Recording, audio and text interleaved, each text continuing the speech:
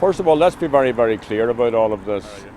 All victims deserve acknowledgement, including compensation.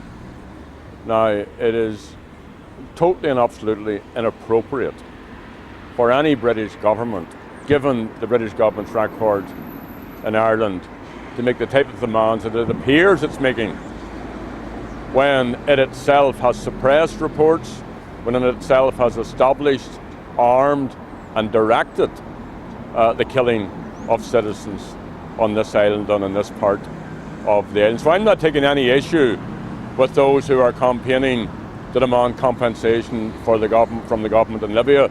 That's not an issue for me to stand against. What I am saying is the British government's position, and I spoke to Downing Street this morning and I spoke to Sean Woodward about this. This is the British Secretary of State who cancelled, who destroyed the Eames Bradley recommendation for an acknowledgement compensation.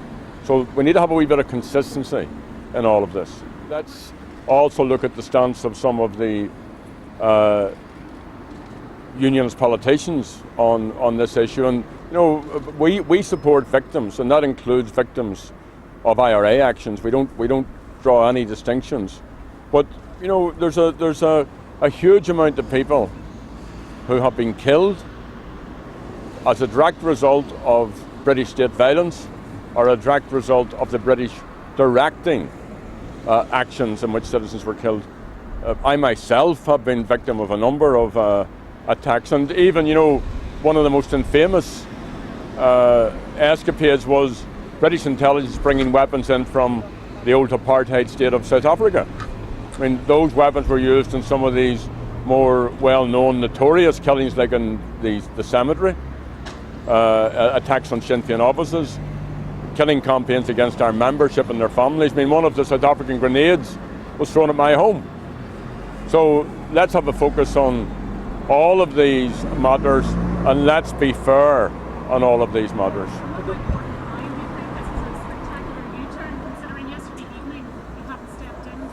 Well, I think his position's entirely hypocritical, but I think it's hypocritical because he is working in a very difficult position, given the pretense of the British government that in some way they're neutral, when patently they aren't neutral.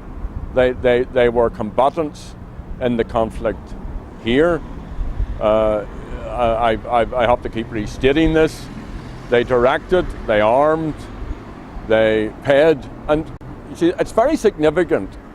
Taxpayers' money was used to pay surrogates to kill citizens. Taxpayers' money.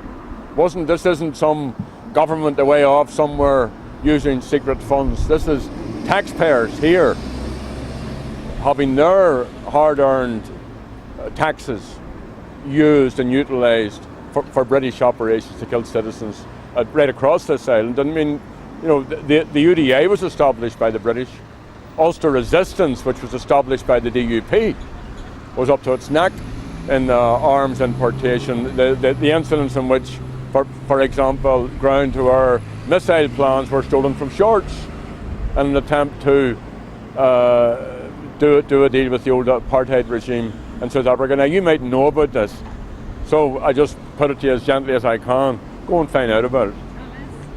Victims are going to Libya next month to ask the Libyan government directly for compensation. Do you think they should get it? Do you think the Libyan Well, I've already made the case that I think all victims should have compensation. I mean, I'm not au fait enough about the exact campaign around the Libyan government, but I just stand very firmly on the ground that we have no issue with that. What we do have an issue with is the inappropriateness of a British government which refuses to own up to its own involvement here. The suppression, for example, of the Stevens report, the dirty dealing that's been done, the cover-up, and the very direct involvement here in killings and in the arming and directing of surrogates to do the killing on their behalf, as well as those actions which are carried out directly by British state forces. Let's have all of this dealt with in a fair way. What's the future for victims? What do you think their best plan of action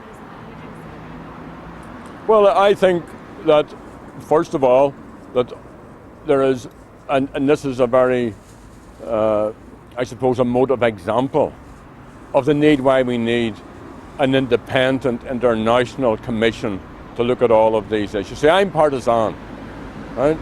So is Jeffrey Donaldson. So is Gordon Brown. So victims, if we care about them, and Sinn Féin does care about them, then would best be served by those who are objective, by those who have no axe to grind, and by a commission which is independent.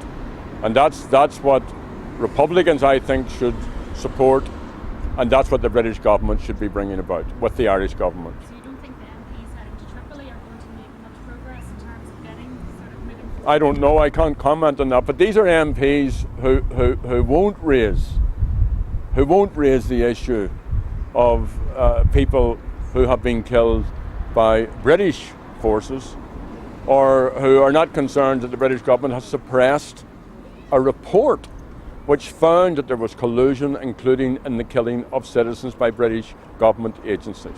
So, I mean, that's why we need clarity on all of these matters. It's very understandable from a victim's point of view. If one is a victim of the IRA, or one is a victim of the British Army, or a victim of loyalist paramilitaries, of course that's your focus. But if you're a political leader, as these parliamentarians are supposed to be, then you need to be more even and balanced in all of this. Okay, folks. Thanks very much. All right, thanks everyone. Thanks.